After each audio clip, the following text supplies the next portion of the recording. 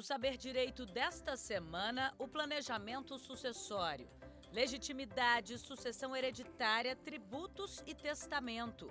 As aulas são com o professor Marcelo Reis.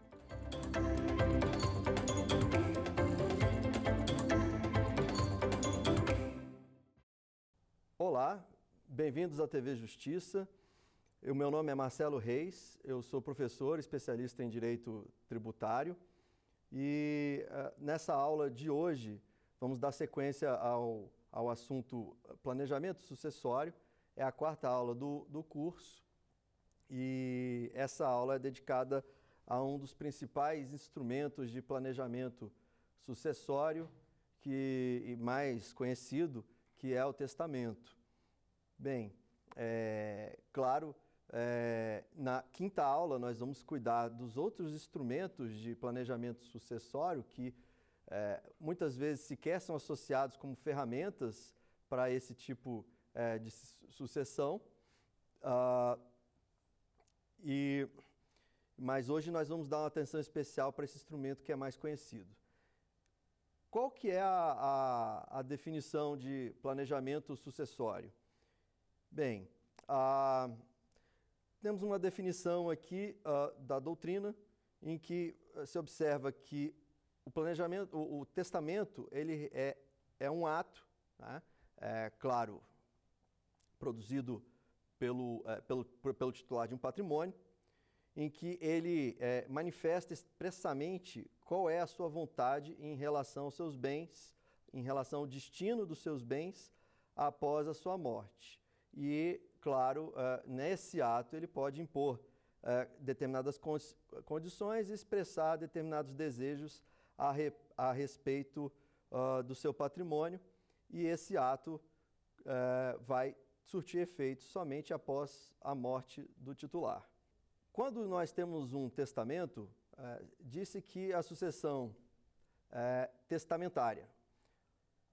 Essa sucessão testamentária, ela pode ocorrer em concurso com a sucessão legítima. Normalmente nós temos a sucessão legítima sempre acontecendo. A sucessão legítima, ela só vai deixar de acontecer quando não existirem herdeiros necessários, como nós vimos em aula anterior, né, e houver um testamento. Quando não há herdeiros necessários, nós já vimos, o testamento pode contemplar a totalidade dos bens. Agora, quando existem herdeiros necessários e existe um testamento, necessariamente vai haver uma concorrência, uma concomitância entre a sucessão testamentária e a sucessão legítima. O interessante notar é que, claro, na ausência de um testamento, né, vai prevalecer tão somente a sucessão legítima, se houver os herdeiros legitimados previstos no artigo 1829 do Código Civil. Isso implica dizer o quê? Por que é importante repisar esse ponto?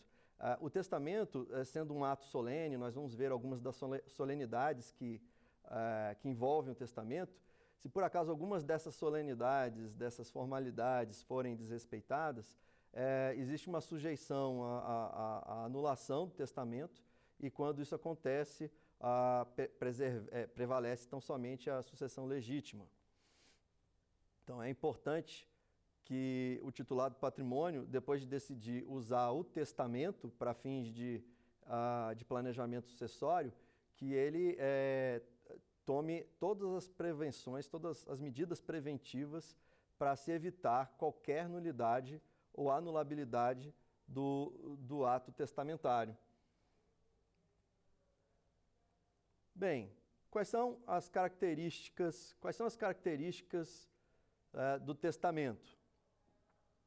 Bem, em primeiro lugar, ele se trata de um negócio jurídico de natureza personalíssima. Então, é um ato que diz respeito à última vontade, né, de um ser humano que depois que parte, né, tem o direito de ter sua vontade plenamente observada. Portanto, essa preocupação com a vontade da pessoa que vem a falecer é tão extrema que o direito atribui a esse ato, né, o ato do testamento, em que se expressa a última vontade, a condição de personalíssimo, né? Então, a característica de personalíssimo. Então, por exemplo, não existe a possibilidade de se fazer um testamento por meio de procurador. Realmente, o testamento ele tem que ser elaborado pelo próprio testador, né? O testador é o autor da herança, ou que é a pessoa que vem a falecer posteriormente. Essa pessoa que elabora um testamento nós chamamos testador.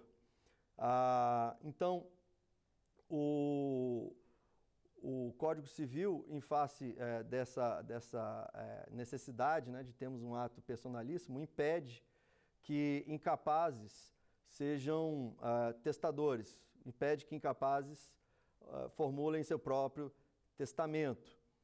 Existe apenas uma exceção, que é o caso do relativamente incapaz em razão da idade.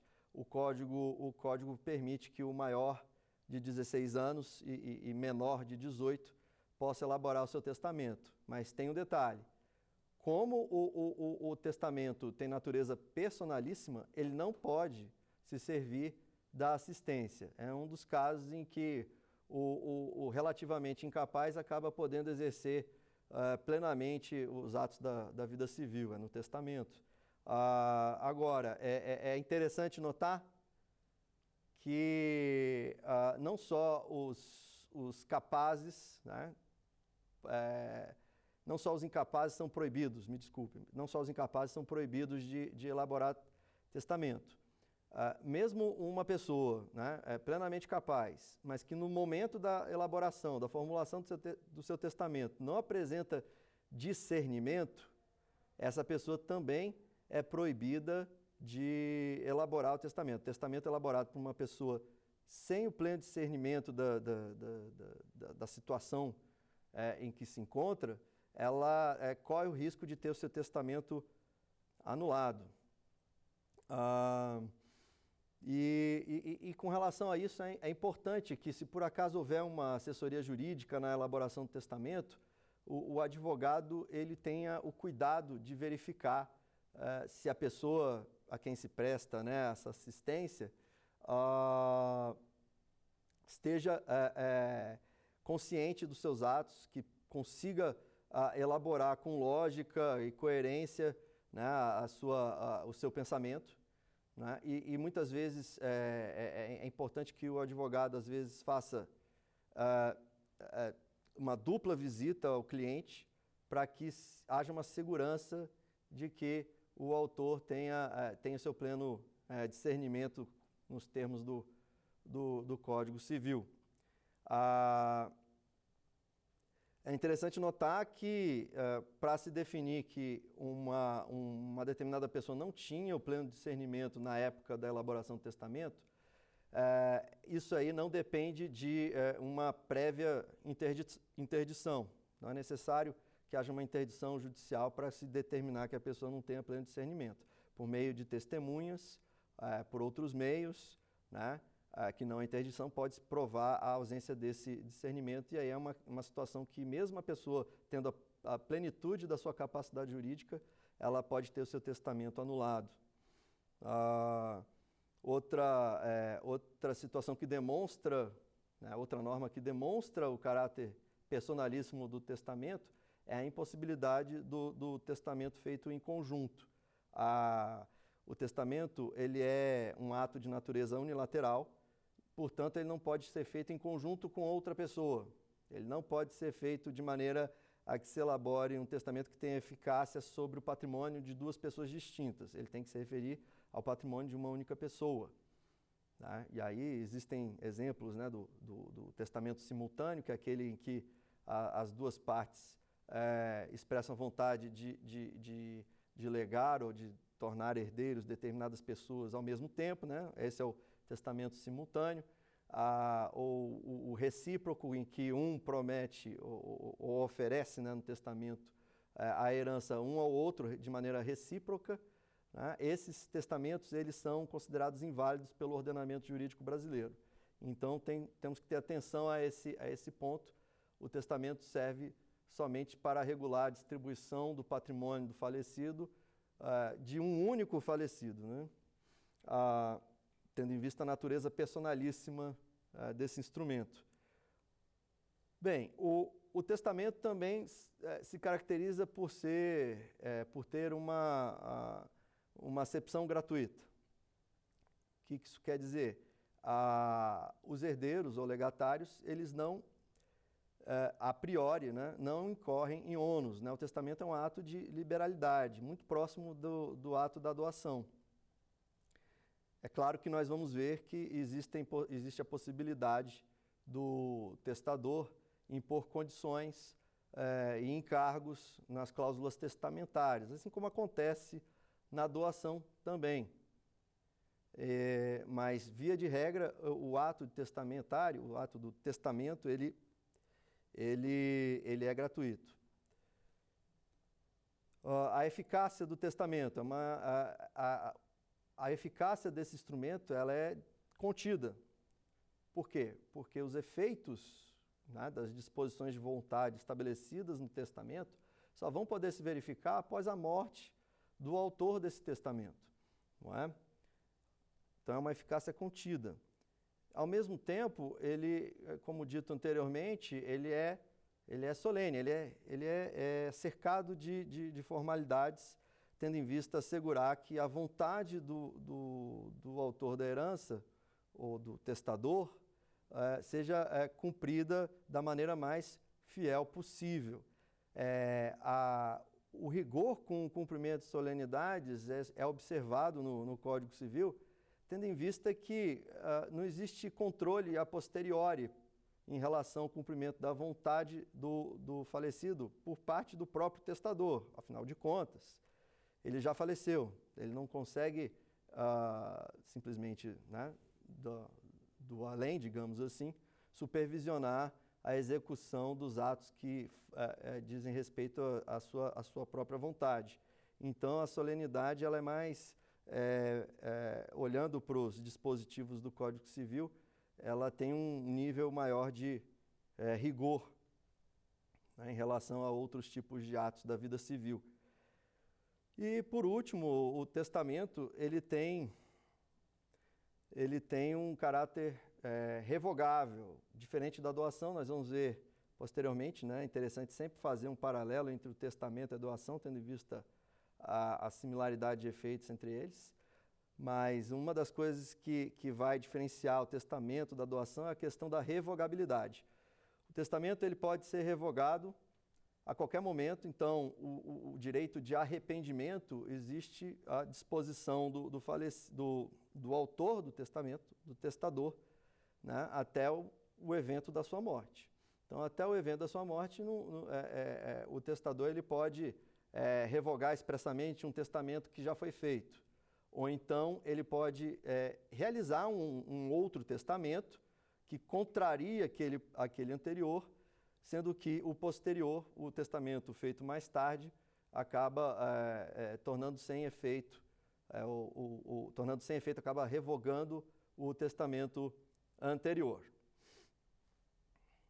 É claro que se o testador quiser complementar o testamento anterior, por conta de ter tido algum acréscimo patrimonial e quiser dispor, né, desse patrimônio que foi acrescido num testamento complementar, obviamente não vai haver revogação de um pelo outro. Na verdade, vai haver uma relação de complementação. Mas, a princípio, né, nada impede que um testamento feito anteriormente seja revogado por uma disposição de vontade expressa do testador, do titular do patrimônio que veio a fazer o testamento. Bem, quem são os beneficiários do testamento? Existem dois tipos de beneficiários que podemos identificar ou que podem ser contemplados no testamento. Um são os herdeiros, um tipo é o tipo dos herdeiros, né, os que sucedem o autor do testamento por meio de uma herança, e aí nós vimos que a herança é uma universalidade de bens. É claro que no testamento não existe a possibilidade de dispor sobre todo o patrimônio, nas condições que nós vimos anteriormente, mas nada impede que o autor, né, da herança, faça, separe uma porção do seu patrimônio para estipular herdeiros que venham a concorrer em regime de comunhão àquela herança, né? Aquela porção. Então, nesse caso, nós temos herdeiros. Agora, existe o outro tipo de beneficiário, que é o legatário, que vai fazer jus, né, a um bem ou um conjunto de bens definidos pelo autor do testamento. Se difere da herança porque nós não temos aí um caso de comunhão, né, ou de condomínio, e sim um direito já carimbado em nome de um determinado beneficiário. Essa é a grande diferença. E quem é que pode ser herdeiro ou legatário? A regra aqui vai seguir os mesmos parâmetros da sucessão legítima, né? Com algumas diferenças. Em primeiro lugar, as pessoas já nascidas à época do falecimento do autor da herança podem ser incluídas em testamento. Pode acontecer do testamento ser feito e a época da morte do autor da herança, essas pessoas indicadas no testamento já terem falecido. Se essas pessoas não tiverem sobrevivido ao autor do testamento, o que acontece é uma caducidade do testamento em relação a essa pessoa. Ou seja, o testamento caduca, ele não pode surtir efeitos em relação àquele herdeiro ou legatário e acaba que o patrimônio volta, aquele patrimônio individualizado, ou a cota à parte idealizada em relação à herança, ele retorne para o quinhão que vai ser distribuído a título de sucessão legítima. Outra característica, né, que é bastante similar, ou que é igual à sucessão legítima, é a questão de se poder testar em favor de pessoas já concebidas. Então, nós vimos que na sucessão legítima se protege o interesse do nascituro e no testamento nada impede que o autor, né, por vontade, também estabeleça uma proteção, né, um interesse, um benefício em favor do nascituro, né, daquela pessoa que já foi, que foi concebida, na verdade, o embrião que já foi concebido e que vai se tornar uma pessoa mais tarde por meio do nascimento. Essa pessoa também pode ser resguardada em testamento. Os interesses dessa pessoa futura podem ser resguardados em testamento, né? Desde que já tenham sido concebidas na abertura da sucessão. Agora, existe uma possibilidade que não é contemplada pela sucessão legítima, que é alcançar filhos não concebidos de pessoas determinadas. Então, se na abertura da sucessão uma determinada pessoa ainda não existia e era interesse do testador beneficiar o filho que ainda não veio a nascer ou não veio a ser concebido de uma pessoa que lhe é bastante próxima, por exemplo, o filho futuro de um dos seus filhos, ou seja, o seu neto futuro, né? Se por acaso o testador tiver interesse, né, de contemplar o seu neto futuro, mesmo que ele não venha saber da notícia da sua concepção, é possível fazer isso, é possível no testamento estabelecer herança ou legado a um filho ainda não concebido. Claro que tem que se identificar de quem que é esse filho, tem que se determinar, né, tendo em vista que sem a determinação de quem que vai ser concebido e por quem ele vai ser concebido, não é possível identificar o beneficiário. Agora, só tem uma condição que a legislação impõe, né, o Código Civil, no artigo 1800, exatamente no parágrafo 4º, ele fala que o filho a ser concebido, ele somente pode ser beneficiado se essa concepção acontecer nos 2 primeiros anos após a abertura da sucessão. A disposição ela faz sentido porque, se não houvesse estipulação de prazo para que houvesse a concepção, né, do beneficiário do testamento, nós ficaríamos com uma situação de insegurança jurídica muito grande, né, porque ficaria um quinhão reservado esperando um filho que talvez nunca nascesse. Então faz bastante sentido essa restrição legal.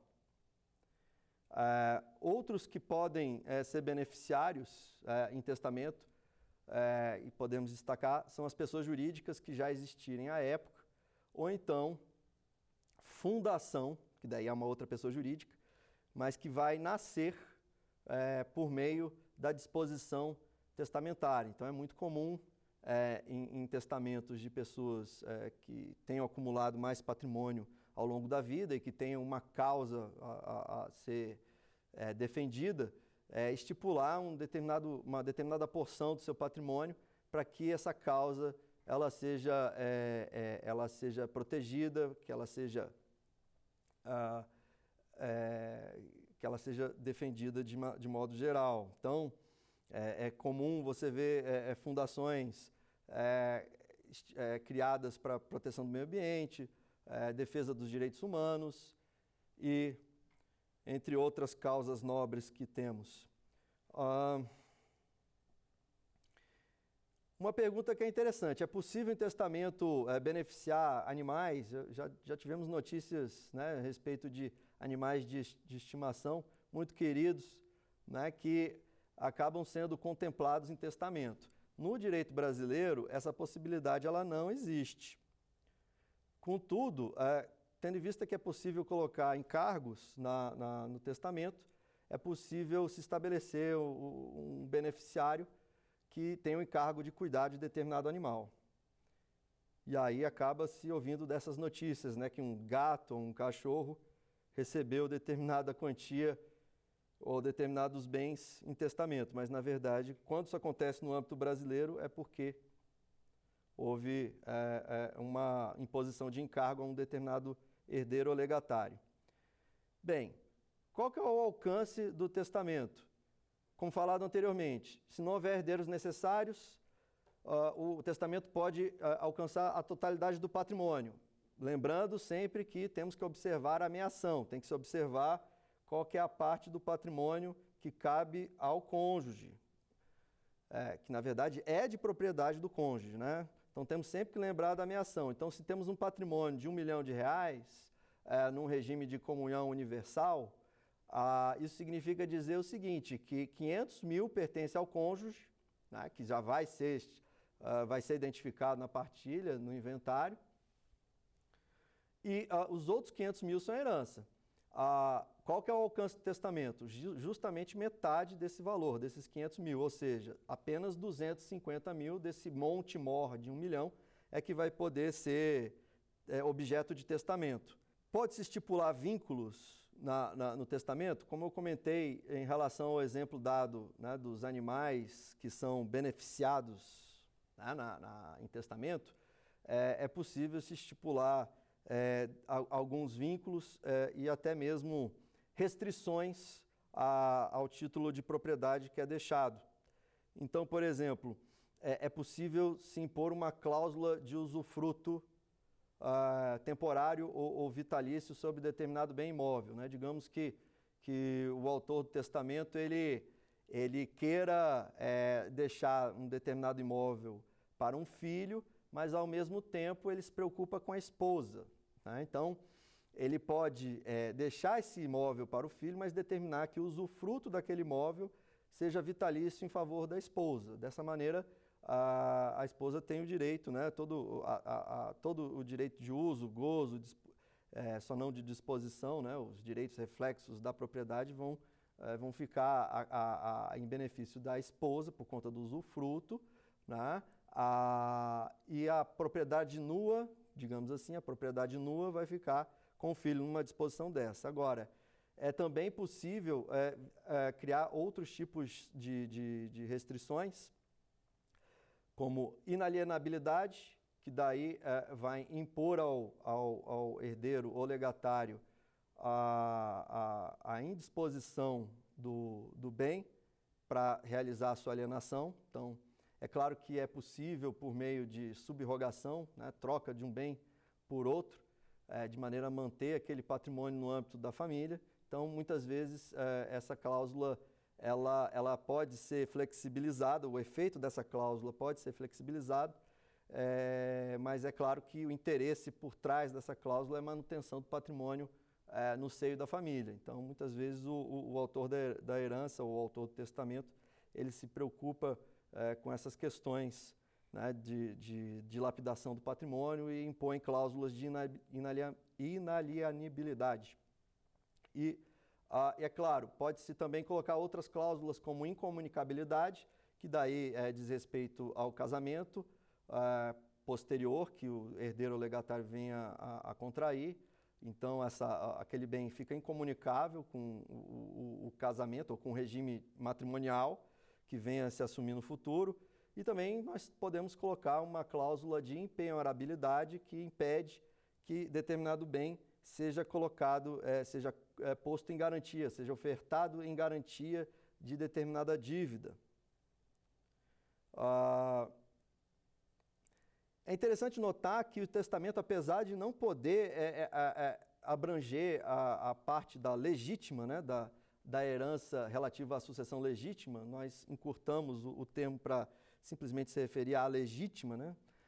Então, apesar do testamento não poder avançar sobre a legítima, existe a possibilidade do testamento, do testador impor vínculos à legítima, mas o Código Civil, tendo em vista a proteção dos interesses dos herdeiros necessários, né, ele estipula que tem que haver uma determinação de justa causa para isso. Bem, e como é que se pode nomear um herdeiro ou legatário? Bem, primeira hipótese é a mais simples, é pura e simplesmente. A segunda hipótese, ela se refere a uma condição. Então, por exemplo, a condição como estabelecido no Código Civil, na verdade, nada mais é do que um evento futuro e incerto. Então, por exemplo, um herdeiro ele pode ser nomeado sob a condição dele ingressar no ensino superior ou na condição dele conseguir um emprego ou então de ter um filho. Tá? Então, às vezes, é um desejo do autor da herança que haja um prolongamento da família. E ele percebe que existe uma resistência no meio familiar para que os filhos tenham netos, tenham seus netos, bisnetos, etc. Então, ele pode colocar como condição que o beneficiário tenha um filho. Pode também ser sob certo fim ou modo, né, essa nomeação. Ou seja, o autor da herança pode nomear, mas, para dar um exemplo bem mais prático, ele pode nomear um legado, um legatário, para que ele fique, por exemplo, com um carro, mas ele tem que usar esse carro para uma determinada finalidade. O legatário, por exemplo, fica encarregado de levar os netos ou os filhos menores à escola. Então, é uma transferência que depende do cumprimento de uma determinada finalidade. E, sob certo motivo, por exemplo, o legado, a herança pode ser determinado no testamento porque simplesmente o autor ele achava que determinada pessoa era um cientista renomado ou um cientista notável, né, digamos. Ou então, a nomeação ela pode se dar porque o autor reconhece que foi muito ajudado por determinada pessoa. Ele pode colocar essas razões. Agora, é claro que se essas razões elas não vierem a ser implementadas, né, ou se a finalidade que foi disponibilizada, né, a cláusula testamentária, não se cumprirem, nós podemos ter aí a anulação dos efeitos aí dessa cláusula. E nós temos também os tipos de testamento. Né? Existem 3 tipos ordinários. Existem alguns modelos especiais, mas nós não vamos entrar muito a fundo nos modelos especiais, vamos fazer uma breve menção. Antes, nós vamos tratar dos testamentos de forma ordinária, são 3. O testamento público, o testamento cerrado e o testamento particular. Eles obedecem formalidades diferentes e podem ser adequados em uma ou outra situação, como a gente vai explicar. Bem, em primeiro lugar, o testamento público, previsto no artigo 1864 do Código Civil. O testamento público ele é caracterizado pela sua publicidade, o próprio nome já diz, e a maneira como ele é feito, nós vamos observar, aumenta a segurança jurídica dele, né? Até mesmo por conta da publicidade. Né? Em primeiro lugar, o primeiro requisito, né? O primeiro passo para se elaborar um testamento público, ele tem que ser escrito por tabelião, é claro, o autor da herança, né? Tendo em vista a natureza personalíssima do instrumento.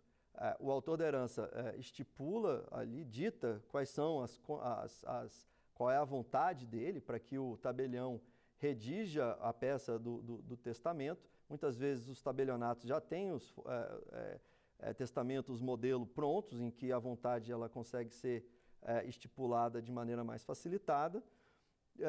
E em segundo lugar, né, essa minuta, digamos assim, de testamento, ela é lida, né, à frente do testador e de 2 testemunhas. Após isso, né, após esse procedimento, né, de leitura, esse instrumento ele é assinado, né, e, claro, arquivado no registro público para consulta de qualquer interessado. Né? Quais são as vantagens desse instrumento? Em primeiro lugar, a supervisão do tabelião, né? Que como, né, profissional do ramo e até guardião, né, da integridade dessa documentação vai oferecer maior segurança jurídica. E a outra vantagem, em vista da publicidade, você tem aí um aumento de integridade, tendo em vista que está sujeito ao escrutínio do público em geral, esse documento. Quais são as desvantagens de um testamento público, do ponto de vista de um planejamento sucessório? Bem, alguns autores falam do custo do testamento, mas isso varia muito de comarca para comarca. Depende muito da tabela de emolumentos do cartório da região em que vai se estipular o testamento. Então, essa desvantagem, na verdade, ela tem que ser avaliada caso a caso. E a segunda desvantagem, na verdade, parte da própria publicidade. Se, por um lado, aumenta a integridade do documento, melhora a segurança jurídica, por outro lado, o sigilo a respeito do patrimônio, que muitas vezes é importante se manter, ele se perde, porque a partir dali, não só se fica conhecendo qual que é a dimensão patrimonial do autor da herança, pelo menos em parte, mas também se fica sabendo a vontade do autor antes de morrer. Obviamente que se essa vontade vier a contrariar interesses de alguns familiares, isso pode acender uma fagulha de conflito e pode não ser interessante esse testamento público. Então, se o autor da herança tem alguma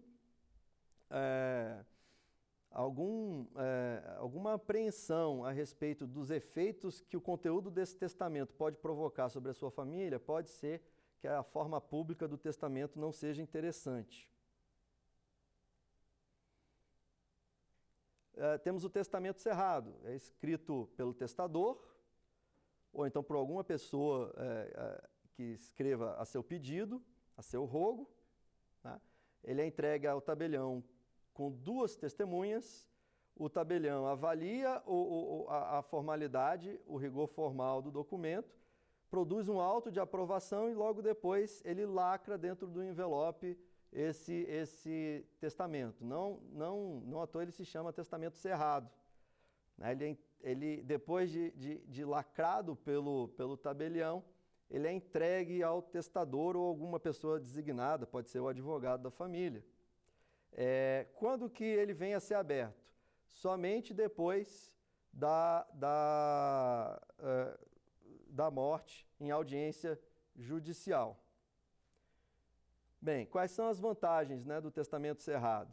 Bem, a exemplo do testamento público, ele conta com uma segurança jurídica maior por conta da supervisão do tabelião, né, um profissional que costuma ter zelo e cuidado na elaboração desses documentos mais solenes. E, ao mesmo tempo, você mantém o sigilo. Ao contrário do testamento público, o testamento cerrado, ele acaba equivalendo a um testamento particular, mas que conta com uma supervisão de um tabelião. As desvantagens, mais uma vez, né, alguns autores indicam a questão do custo, mas isso vai depender da realidade de cada região, ou da tabela de emolumentos aplicadas em cada região, e existe o problema de insegurança na guarda do documento. Enquanto que o documento público ele pode ser recuperado por meio de cópias no cartório em que ele foi registrado, ou no tabelionato em que ele foi registrado, o testamento cerrado ele depende de uma proatividade na guarda do documento, porque se ele se perder, não vai haver registro da sua existência, a não ser no auto de aprovação. Vai haver uma indicação que existe testamento, mas não vai haver acesso ao conteúdo desse documento. E finalmente, o testamento particular, que é aquele escrito pelo próprio testador. As testemunhas necessárias são 3, nesse caso. A guarda ocorre com o testador, da mesma maneira que com o testamento cerrado. Ele só vai ser publicado em juízo após a morte, né, depois que se abrir a audiência judicial, etc. Depois que o juiz abre esse testamento, ele manda citar os herdeiros legítimos e manda que as testemunhas desse testamento particular elas se apresentem. Só depois desse procedimento em que se ouve os herdeiros legítimos, né, e as testemunhas que observaram a elaboração do documento, que vai se fazer uma confirmação judicial. Né? Então, é um documento em que a validade depende da confirmação judicial posterior. Quais são as vantagens?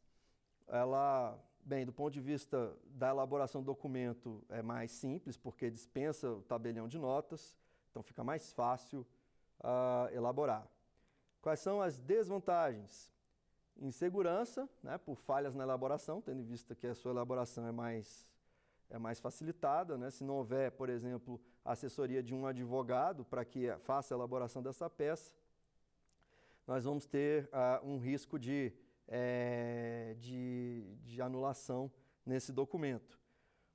E, é claro, a exigência de futura confirmação pelo juiz, que deriva dessa primeira desvantagem associada à insegurança jurídica. Pode ser que o juiz não concorde tanto assim com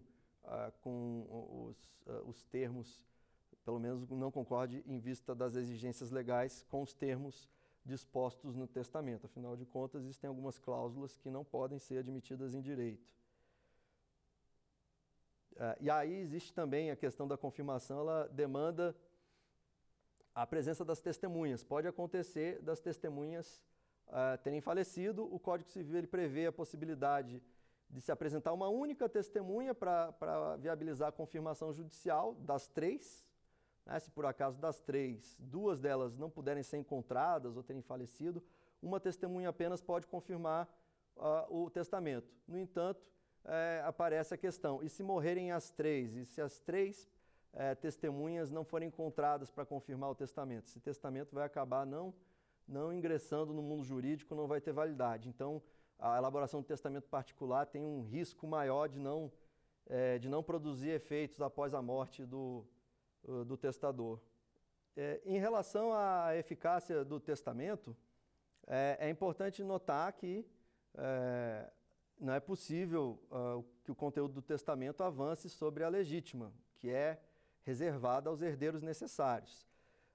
E como o testamento é uma peça que é elaborada Antes do falecimento, obviamente, do testador, pode acontecer que no intervalo entre a elaboração e o falecimento, exista acréscimo ou diminuição, né, variação patrimonial, de modo que o objeto disposto no testamento venha a avançar sobre a legítima. Se isso acontecer, surge a pergunta, o testamento vai ser anulado? Não, não exatamente. Nós vamos ainda continuar prestigiando a vontade do testador, mas nós vamos precisar reduzir, né, a eficácia dessas disposições testamentárias. É o que a gente chama simplesmente de redução. Então, se a gente tem um testamento que dispõe de cotas hereditárias, ou seja, de herança, né, ou seja, de determinados bens que são herdados a título universal por determinadas pessoas ou uma pessoa que é considerada herdeira dentro daquele testamento, o que vai acontecer é que o Código Civil pede que primeiro essa herança seja reduzida proporcionalmente. Se a redução da herança testamentária, né, estipulada em testamento, não for suficiente para respeitar a legítima, né, aquela parte da herança que é a legítima, que é devida aos herdeiros necessários, aí sim se passa aos legados.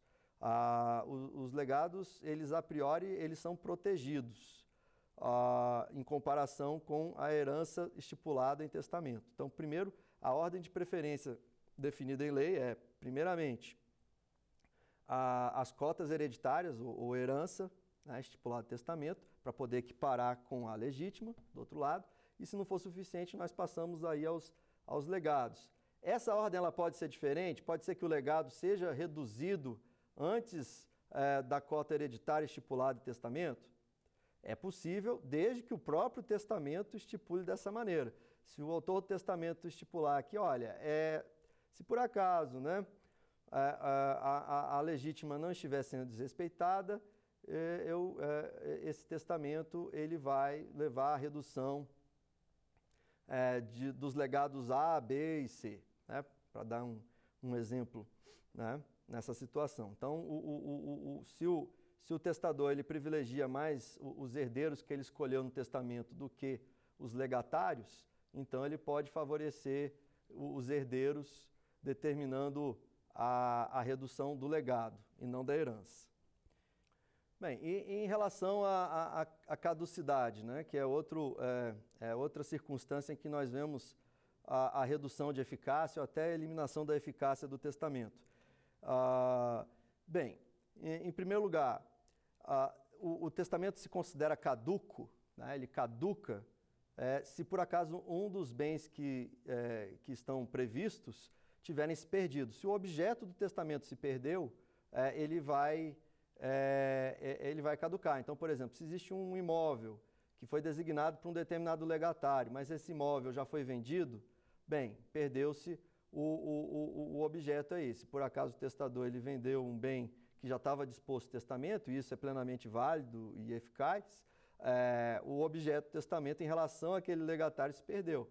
Outra circunstância é aquela que você observa o falecimento do beneficiário do previsto em testamento. Então, se determinada pessoa ou determinado beneficiário já faleceu à época da abertura da sucessão, aquele patrimônio específico designado para o testamento volta para a partilha da legítima, ele vai integrar o patrimônio da legítima. Lembrando que não existe possibilidade do herdeiro do beneficiário, né, falecido entrar no testamento em substituição, tendo em vista que a escolha é personalíssima, ela é designada, né, de acordo com a vontade da maneira mais estrita possível, né? Tem que se interpretar a vontade do autor do testamento da maneira mais restritiva possível. Num escopo de planejamento sucessório, o testamento tem algumas vantagens. Em primeiro lugar, existe a possibilidade de arrependimento.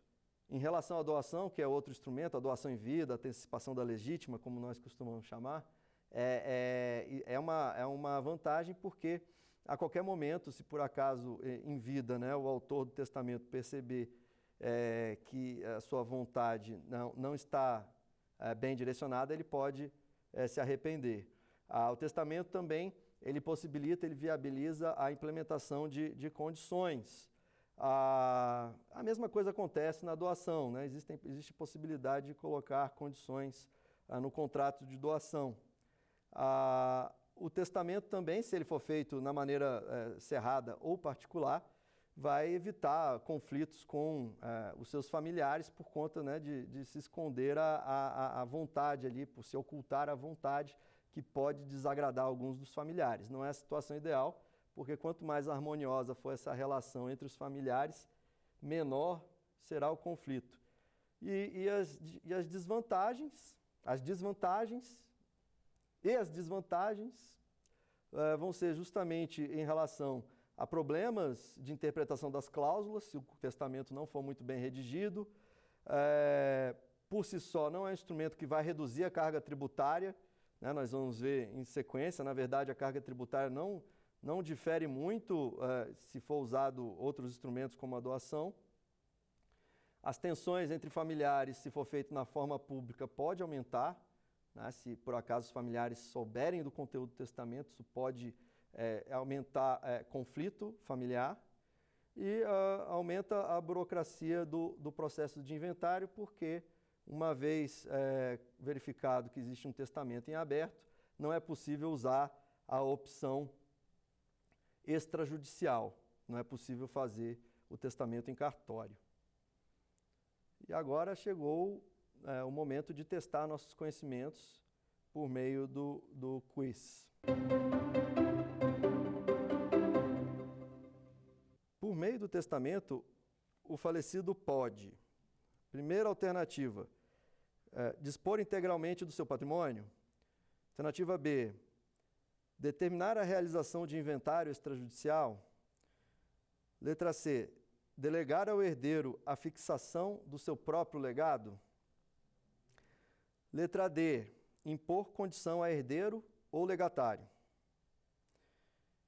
Bem, a resposta de letra A identificamos como sendo incorreta, porque o testamento ele não pode abranger a totalidade do patrimônio, somente em uma circunstância específica, quando não há herdeiros necessários. Se nós estivermos falando de uma situação de casamento, é importante ainda observar a meação. A letra B também é incorreta, porque fala da determinação de realização de um inventário extrajudicial. Como nós vimos, essa possibilidade ela vai contra a lei. O artigo 610 do Código de Processo Civil proíbe que seja realizado inventário extrajudicial após a identificação de um testamento em aberto. É uma das condições para se realizar o inventário em cartório, em tabelionato de notas, é que não exista testamento. E o próprio testamento não pode revogar essa disposição de lei. É uma disposição de ordem pública. Letra C, delegar ao herdeiro a fixação do seu próprio legado.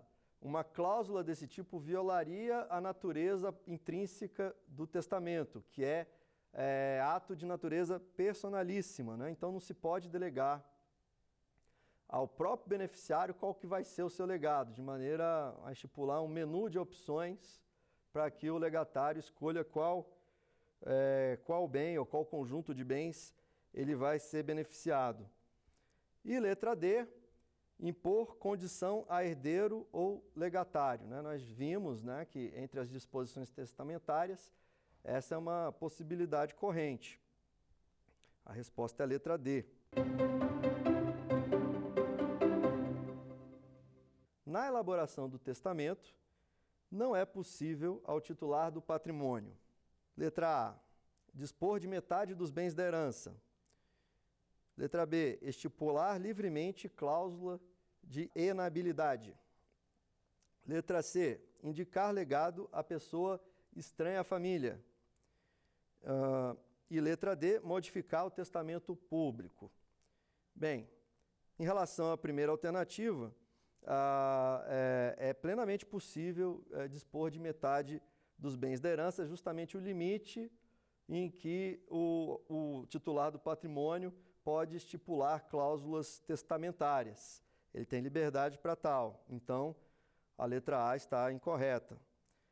A alternativa B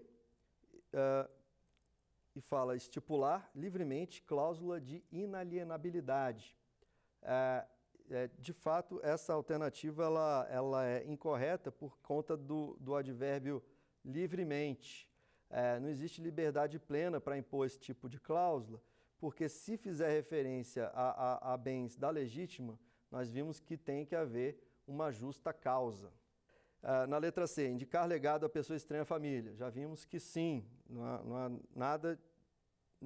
nada que reprove a instituição de um legado em favor de um estranho à família, desde que se respeite a legítima. E por fim, D, modificar o testamento público, a gente já viu que é da própria natureza do testamento a sua revogabilidade. E, finalmente, a questão número 3. Quanto às formas do testamento. Letra A, necessariamente deve ser apresentado ao tabelião. Letra B, uma vez que tenha sido transcrito em livro de notas do tabelionato, torna-se irrevogável. Letra C, por meio da forma apropriada, o testador pode restringir o acesso ao conteúdo do testamento. E letra D, a disposição de objetos de pouco valor também deve utilizar as formas ordinárias do testamento. Bem, a letra A não é a correta, é incorreta, na verdade, porque o testamento não necessariamente deve ser apresentado ao tabelião. A gente viu a modalidade do testamento particular. Portanto, a letra A está incorreta. A letra B fala da possibilidade ou da imposição da condição de irrevogabilidade uma vez transcrito o testamento em livro de notas do tabelionato. Nós vimos que é a natureza do testamento a revogabilidade, então essa alternativa está incorreta. A letra C estipula o seguinte: por meio da forma apropriada, o testador pode restringir o acesso ao conteúdo do testamento. Nós vimos duas opções de testamento, duas formas de testamento que possibilitam isso. O testamento cerrado e o testamento particular. Ou seja, essa é a alternativa correta. Né? Usando uma dessas formas, é possível restringir o acesso ao conteúdo. E, finalmente, a letra D fala da disposição de objetos de pouco valor. Na verdade, esse é um tema que a gente não abordou na nossa aula agora, a de número 4, diz respeito ao codicilo, que é uma forma testamentária utilizada especificamente para bens de pouco valor. Não entrei no decorrer da aula nesse tema, tendo em vista que me pareceu necessário privilegiar mais as 3 formas ordinárias de testamento. E com isso nós encerramos a aula número 4. Muito obrigado por nos assistir e convido a todos a assistirem a aula número 5 desse curso de planejamento sucessório. Quer dar alguma sugestão de tema para os cursos do Saber Direito? Então mande um e-mail para a gente, saberdireito@stf.jus.br, ou entre em contato pelo WhatsApp. O número é esse que aparece na sua tela. Você também pode estudar pela internet. Acesse nosso site tvjustiça.jus.br, ou pode ainda rever as aulas no canal do YouTube TV Justiça Oficial.